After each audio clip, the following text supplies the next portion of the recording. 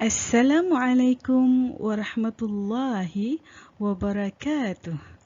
Hai semua, bertemu lagi dengan Ustazah Mia, guru pendidikan Islam anda. Pada hari ini, kita akan mempelajari mengenai tajuk perkataan pinjaman bahasa Inggeris. Jom kita mulakan pembelajaran kita pada hari ini. Pertama sekali murid-murid, kita mesti nak tahu apakah itu perkataan pinjaman. Murid-murid tahu tak apa perkataan pinjaman ni? Perkataan pinjaman adalah perkataan yang berasal dari bahasa asing yang diserap dan digunakan di dalam bahasa Melayu. Ya murid-murid, perkataan pinjaman ni perkataan itu asalnya bukan perkataan bahasa Melayu. Dia perkataan bahasa asing, bahasa luar. Contoh negara-negara lain punya bahasa. Tapi kita telah serap dan kita pakai dalam percakapan kita sehari-hari. Jadi itu kita panggil sebagai perkataan pinjaman. Seterusnya murid-murid, kita nak lihat kaedah ejaan perkataan pinjaman bahasa Inggeris. Jadi, perkataan pinjaman bahasa Inggeris ni, macam mana kita nak eja di dalam tulisan Jawi? Tahu tak? Dia ada kaedah-kaedahnya. Macam mana cara kita nak eja perkataan pinjaman ni? Yang pertama sekali adalah ejaan mengikut huruf. Okey murid-murid, perkataan pinjaman bahasa Inggeris ini kebanyakannya, boleh dikatakan keseluruhan perkataan pinjaman bahasa Inggeris ini, dia perlu dieja mengikut huruf. Kita eja satu persatu hurufnya. Macam mana hurufnya dalam Rumi? Huruf tu kita tukarkan sahaja dalam Jawi. Itulah ejaan dia, perkataan pinjaman bahasa Inggeris. Okey. Tapi ada sesetengah perkataan pinjaman bahasa Inggeris yang dieja mengikut bunyi sebutan. Itu kaedah yang kedua. Ejaan mengikut bunyi sebutan. Tapi perkataannya tak banyak. Dia ada tapi dia tak banyak. Kebanyakannya ejaan mengikut kaedah yang pertama, iaitu mengikut huruf. Okey. Jadi yang mengikut huruf ni dia ikut satu persatu. Kalau kaedah yang kedua ni mengikut bunyi ni, dia ikut bunyi dia lah sebut. Jadi kita akan lihat bagaimana kaedah pertama dan kaedah yang kedua ini digunakan dalam perkataan pinjaman bahasa Inggeris. Baik, sekarang kita lihat macam mana ejaan mengikut huruf. Kita nak tengok contohnya. Tengok perkataan yang pertama, iaitu perkataan kompleks. Perkataan kompleks. Pertama sekali kita nak tengok dia ada berapa suku kata. Cuba murid-murid tengok perkataan kompleks ada berapa suku kata? Ya, dia ada 2 suku kata. Suku kata yang pertama, kom, dan yang kedua, plex. Jadi, kompleks ada 2 suku kata. Kom dan plex. Okey, bila kita dah tahu suku kata, kita tukarkan satu persatu hurufnya. Huruf K di dalam Jawi huruf Kaf, huruf O, Waw, M, Mim, P, Pa, L, Lam, I, Ya, K, Kaf, dan S, Sin. Okey, jadi kita dah tukarkan hurufnya satu persatu. Jadi seterusnya kita tuliskan sahaja semula dalam ejaan Jawi yang betul daripada sebelah kanan. Tuliskan sahaja semula. Jadi ejaannya kaf wa mim kom, pa lam ya kaf sin plex, kompleks. Kita tuliskan dan kita sambungkan sahaja. Okey, boleh nampak tak? Dia eja mengikut huruf. Macam mana ejaan dalam Rumi? Begitu juga kita tukarkan sahaja dalam tulisan Jawi dan kita sambungkan. Huruf kaf dengan sin tu kenapa dia berpisah? Nanti kita akan tengok kenapa dia berpisah. Okey, kita tengok contoh yang kedua macam mana cara nak mengeja mengikut huruf. Contoh yang kedua, perkataan planet. Planet. Ada berapa suku kata bagi perkataan planet? Ada dua juga. Yang pertama, play dan yang kedua, net. Ada dua suku kata, play dan net. Okey, jadi sekarang nak buat apa? Tukarkan huruf satu persatu kepada huruf Jawi. Huruf P, Pa, huruf L, Lam, A, Alif, N, Nun, I, Ya dan T, Ta. Okey, kemudian kita sambungkan hurufnya. Jadilah ejaan planet. Pa, Lam, Alif, Pla, Nun, Ya, Ta, Net. Planet ataupun planet. Okey. Dan contoh yang ketiga, ejaan mengikut huruf. Perkataan species. Species. Ada berapa suku kata murid-murid? Ada dua juga. Yang pertama, spe. Yang kedua, sis. Species. Ada dua suku kata. Spe dan sis. Okey, kita tukarkan hurufnya satu persatu kepada huruf Jawi. Huruf S, sin. Huruf P, Pa. I, Ya. S, sin. I, Ya. Dan S, sin. Okey. Kemudian kita sambungkan kepada tulisan Jawi yang betul daripada kanan ke kiri. Species. Sin, pa, ya, spe. Sin, ya, sin, sis. Species. Okey.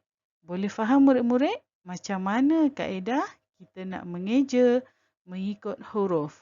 Kita tukarkan sahaja satu persatu huruf daripada ejaan Rumi kepada huruf Jawi. Okey murid-murid, boleh faham? Dan sekarang kita nak lihat pula kaedah yang kedua iaitu ejaan mengikut bunyi sebutan. Ejaan mengikut bunyi sebutan dia tak banyak dia jarang-jarang lah kita jumpa tapi dia ada. Okey, kita tengok contohnya perkataan bank. Bank. Okey, murid-murid. Bank ada berapa suku kata? Satu suku kata saja, bank. Okey, macam mana kita nak eja? Okey, mula-mula kita buatlah macam tadi. Kita tukar satu persatu hurufnya. Huruf B dalam Jawi, ba. Huruf A, alif.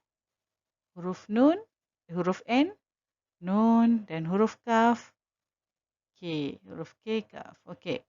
Jadi, kalau kita tukarkan satu-satu, dia akan jadi macam ni. Ba, alif, nun, kaf. Okey, tapi ejaan yang betul bagi bank dalam Jawi, ejaannya begini.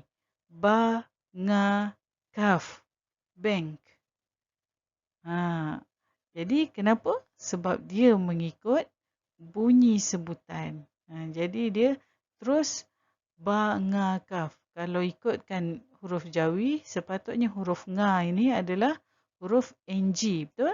Tapi sebab bunyi sebutan kita sebut bank, bank, kan? Jadi dia jadi huruf nga dekat situ. Okey, ini adalah contoh ejaan mengikut bunyi sebutan. Tapi dia tak banyak lah. Tapi kebanyakan perkataan pinjaman bahasa Inggeris memang eja mengikut huruf macam kaedah yang pertama tadi. Okey? Yang penting murid-murid kena fahamkan kaedah yang pertama tadi. Kaedah kedua ni macam mana nak tahu? Kena banyakkan membaca. Itu saja. Okey? Sekarang kita teruskan dengan kaedah yang seterusnya. Kaedah yang kita perlu kuasai. Baik murid-murid. Dalam ejaan Jawi ni ada banyak kaedah sebenarnya yang kita nak kuasai. Kalau kita tengok satu persatu kaedah nak mengeja Jawi. Tapi untuk ejaan bahasa Inggeris, dekat sini kita nak tengok kaedah yang perlu dikuasai. Ada 4 kaedah. Okay, yang pertama, huruf Jawi tunggal. Macam tadi kan, kita nak tukar satu persatu hurufnya daripada tulisan Rumi kepada tulisan Jawi. Kita nak tukar satu-satu huruf. Kita perlu kuasai padanan huruf Jawi tunggal. Nanti Ustazah akan tunjukkan contoh cartanya. Okay, kita akan tengok macam mana cara nak tukar tu, kita nak kena kuasai. Okey, itu yang pertama. Yang kedua, kaedah yang kita perlu kuasai adalah buang huruf. Ada huruf yang perlu dibuang. Kenapa dibuang? Huruf apa yang dibuang? Nanti kita akan lihat. Okey, dan kaedah yang ketiga, huruf kaf. Okay, dalam pinjaman bahasa Inggeris, dia menggunakan huruf kaf. Nanti kita akan lihat juga contohnya. Dan kaedah yang keempat yang perlu dikuasai adalah huruf terpisah. Macam perkataan kompleks tadi, Ustazah dah tunjukkan huruf kaf dengan sin tu dia terpisah kan. Ini juga adalah salah satu yang perlu dikuasai dalam perkataan pinjaman bahasa Inggeris. Okey, 4 saja, huruf Jawi tunggal, buang huruf, huruf kaf dan huruf terpisah. Baik, kita terus kepada kaedah yang perlu dikuasai. Yang pertama, huruf Jawi tunggal. Okey, kita tengok cartanya. Ini adalah padanan huruf Jawi daripada huruf Rumi. Ini yang perlu kita kuasai yang pertama sekali.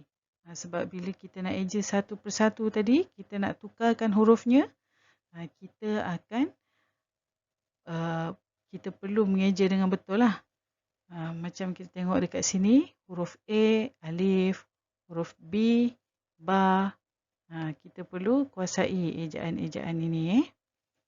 Okey, dan kita tengok pada yang warna hijau dekat situ. Nampak tak dekat sebelah kanan ni yang warna hijau ni? Ini yang paling kita jarang sekali. Okey, tengok NY huruf nya. Jadi kita nak eja nya, dia mesti NY. NG huruf nga. SH huruf shin dan seterusnya. Okay, jadi padanan huruf Jawi ni kita perlu kuasai. Baru mudah untuk kita tukarkan daripada ejaan Rumi kepada ejaan Jawi. Kaedah yang perlu dikuasai yang kedua iaitu buang huruf. Huruf apa yang kita nak buang? Kenapa nak kena buang? Okay, kita boleh lihat. Yang pertama sekali, huruf A yang diapit oleh huruf konsonan dalam satu suku kata. Huruf A diapit oleh konsonan. Konsonan tu apa? Konsonan itu adalah huruf selain huruf vokal. Huruf vokal A, E, I, O, U. Huruf konsonan selain daripada tu. Huruf B, C, D selain daripada huruf vokal. Okay, bila huruf A diapit oleh huruf konsonan dalam satu suku kata, maka dia perlu dibuang. Okay, sekejap lagi kita akan tengok contohnya. Okay, itu yang pertama, huruf yang perlu dibuang. Huruf A yang diapit oleh konsonan dalam satu suku kata. Dan huruf yang kedua yang perlu dibuang, huruf I pepek. I pepek. Macam mana huruf I pepek ni? Huruf I pepek bunyinya I, E. I, E. Huruf I yang bunyinya E. Dekat, cepat. Jadi, I pepek juga perlu dibuang. Okey, kita tengok contohnya. Yang pertama, contoh huruf A yang diapit oleh huruf konsonan dalam satu suku kata. Okey, contohnya yang pertama kita tengok perkataan bas. Bas. Bas ada berapa suku kata murid-murid? Satu suku kata saja, bas. Okey, kita tukarkan dulu hurufnya kepada huruf Jawi. Huruf B, ba. Huruf A, alif. Huruf S, sin. Okey, kita dah tukar. Kemudian kita tengok. Huruf A tu diapit oleh huruf konsonan. Dia dalam satu suku kata kan? Huruf A diapit oleh dua konsonan. Iaitu huruf B dan huruf S. Okey, jadi huruf A itu diapit. Huruf alif pun diapit. Jadi bila huruf A itu diapit, maka kita buangkan dia. Bila A buang, alif pun kita buang. Okay, bila kita buang, macam mana eja bas? Basin bas. Basin bas. Jadi dia dah tak ada huruf alif. Itu dia hukumnya. Huruf A bila diapit oleh dua konsonan dalam satu suku kata, maka huruf A itu kita buang. Okey, kita nak faham lagi, kita tengok contoh yang kedua. Perkataan restoran. Restoran. Okey, restoran ada berapa suku kata? Ada 3 suku kata.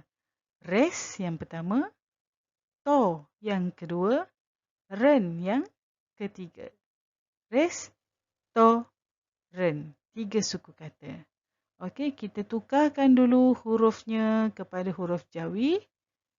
R, Ro, I, Ya, S, Sin, Ti, Ta, O, Waw, R, Ro, E, Alif, N, Nun. Okey, kita dah siap eja. Kita cari huruf A yang diapit oleh konsonan dalam satu suku kata. Ada tak huruf A diapit dalam satu suku kata? Okey, pada suku kata yang ketiga. Huruf A diapit oleh huruf R dan huruf N. Okey, bila diapit oleh konsonan dalam satu suku kata, maka perlu dibuang. Okey, macam mana nak eja restoran? Raya sin res, tawauto, ronun ren. Restoran. Okey, buangkan huruf A. Jadi buang huruf alif. Dan contoh yang keempat, perkataan strawberry. Strawberry. Ada berapa suku kata? 3 suku kata. Yang pertama, straw. Yang kedua, bear. Dan yang ketiga, ri. Okey, 3 suku kata. Kita tukarkan kepada huruf Jawi. S, sin, ti, ta, r, ro, e, alif, w, waw, b, ba, i, ya, r, ro, I, ya. Strawberry. Okey, seterusnya kita lihat ada tak huruf A diapit oleh konsonan dalam satu suku kata. Okey, dekat situ huruf A diapit oleh huruf apa? R dan W dalam satu suku kata. Okey. Jadi bila dia diapit, maka dia perlu dibuang. Okey, macam mana nak eja strawberry dalam Jawi? Sintara wow straw bayabe royari strawberry. Sekali lagi, Sintara wow straw bayabe royari strawberry. Okey, boleh faham murid-murid macam mana kaedah nak buang huruf A? Huruf A bila dia diapit oleh huruf konsonan dalam satu suku kata. Jadi dia perlu dibuang. Kalau diapit dalam dua suku kata tak boleh. Dia mesti apit dalam satu suku kata saja. Okey. Seterusnya, huruf yang perlu dibuang huruf I pepek. Okey, kita lihat contoh huruf I pepek yang perlu dibuang. Perkataan burger. Burger. Kalau sebutan, kalau ikut ejaan dia burger kan. Okey, kita tukarkan satu persatu hurufnya. Huruf B, ba. Huruf U, wow. R, ro. G, ga.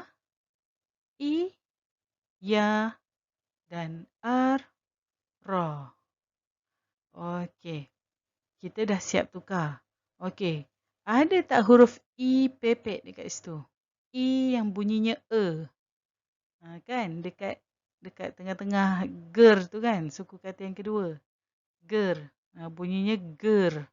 Jadi itu adalah I pepek.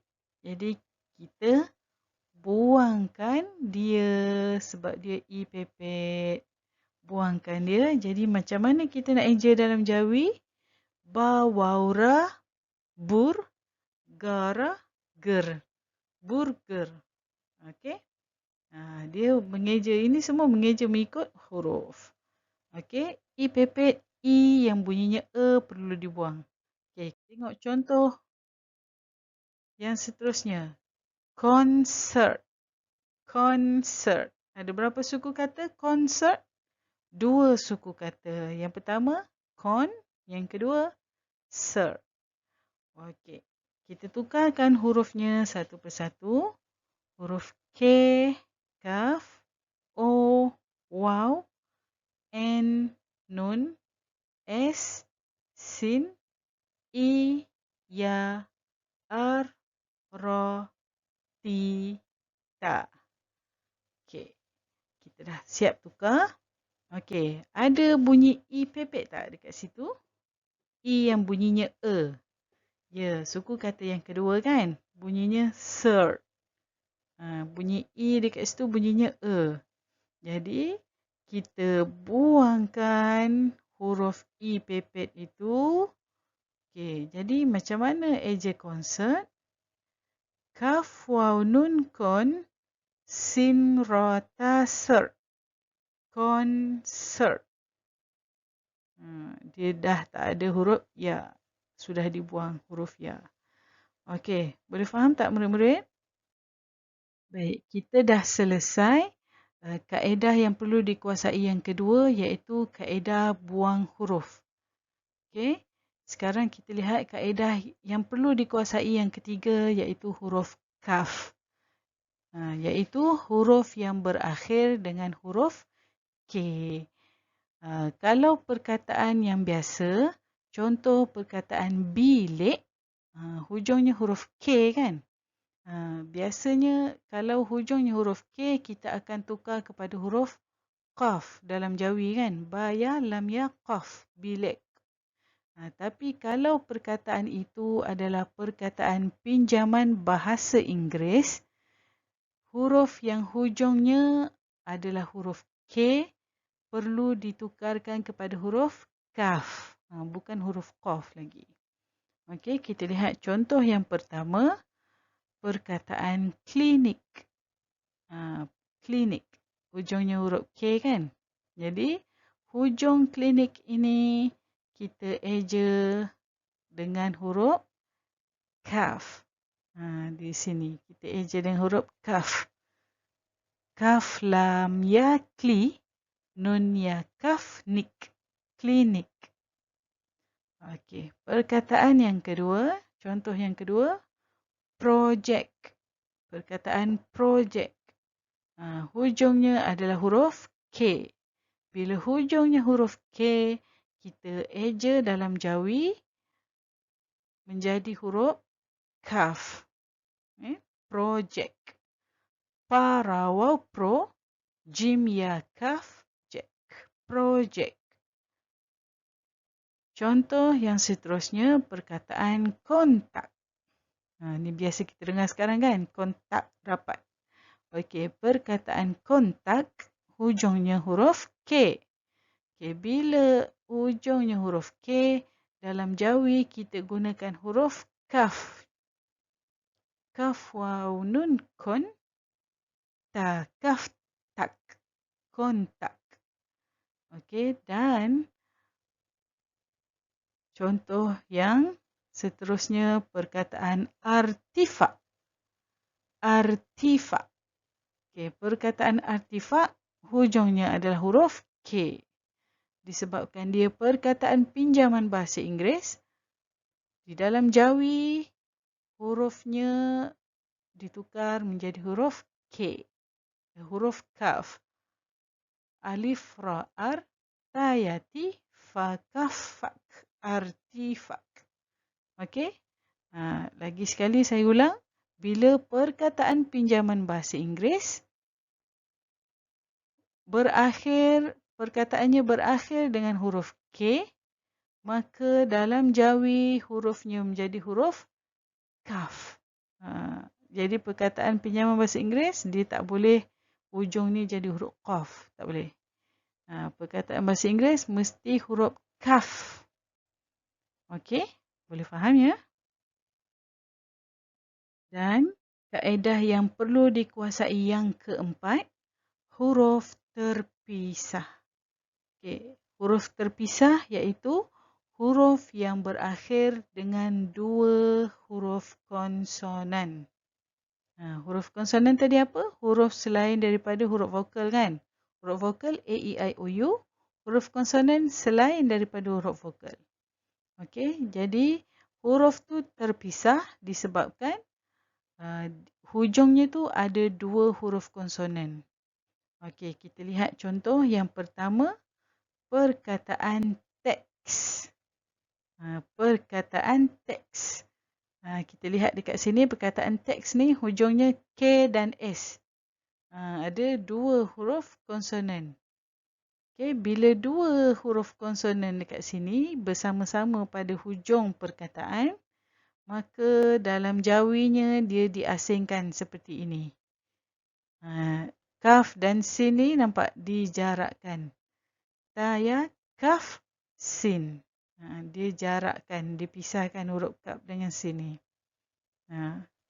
Sebab kalau dicantum bunyi dia akan mengelirukan. Tikus, tikas, tikus. Jadi dia perlu diasingkan supaya kita tahu bunyinya teks. Okey, contoh yang kedua, perkataan golf. Golf. Okey, lihat dekat hujungnya ni, huruf konsonan, ada dua huruf konsonan dekat sini, L dan F. Ada dua huruf konsonan L dan F. Jadi bila dieja dalam jawi, hurufnya terpisah. Walaupun dia boleh bersambung kan, huruf lam dengan fa ni boleh bersambung, tapi disebabkan asalnya dalam rumi ni L dan F huruf konsonan, ada dua huruf konsonan dekat hujung perkataan, maka dia dipisahkan macam ni. Lam, fa ni dipisah, tidak bersambung. Contoh yang ketiga, perkataan relax. Relax. Okey. Tengok dekat hujungnya, hujung perkataan relax ni ada dua huruf konsonan iaitu K dan S. Okey, jadi bila kita tukarkan kepada ejaan Jawi, huruf kaf dan sin ini perlu dipisahkan. Sebab dia dua konsonan yang bersama-sama pada perkataan tadi. Jadi kita pisahkan dia. Jadi kaf dan sin ini tidak bersambung. Okey? Boleh faham murid-murid? Contoh yang keempat, perkataan fax. Tahu tak fax? Sekarang ni jarang dah kita nak jumpa fax. Fax ni dia mesin yang untuk kita hantar surat. Tapi dia terus sampai, dia macam email. Dia terus sampai dan bercetak. Okey, fax. Perkataan fax, hujungnya juga ada dua huruf konsonan, K dan S. Jadi bila ada dua huruf konsonan begini, dalam Jawi, dalam ejaan Jawi, dia perlu dipisahkan hurufnya, kaf dan sin. Okey, boleh faham murid-murid ya mengenai huruf terpisah? Itulah dia 4 kaedah yang perlu dikuasai. Padanan huruf Jawi, huruf yang perlu dibuang, lepas tu huruf kaf dan huruf terpisah. Okey. Baik. Kita dah selesai penerangan mengenai cara ejaan perkataan pinjaman bahasa Inggeris. Sekarang tiba masa untuk menguji ingatan ataupun fahaman murid-murid mengenai kaedah pinjaman bahasa Inggeris. Okey, jadi kita pergi ke bahagian latihan. Okey murid-murid, kita tengok perkataan yang pertama. Perkataan apa? Galaksi. Galaksi. Okey, yang pertama sekali murid-murid kita akan lihat apa? Kita akan lihat suku katanya. Perkataan galaksi ada berapa suku kata? Ada 3 suku kata. Suku kata yang pertama, ga. Yang kedua, la. Dan yang ketiga, si. Galaksi. Okey, baik. Bila kita dah dapat kenal pasti ada berapa suku kata, kemudian kita nak buat apa? Kita tukarkan dulu hurufnya kepada huruf Jawi.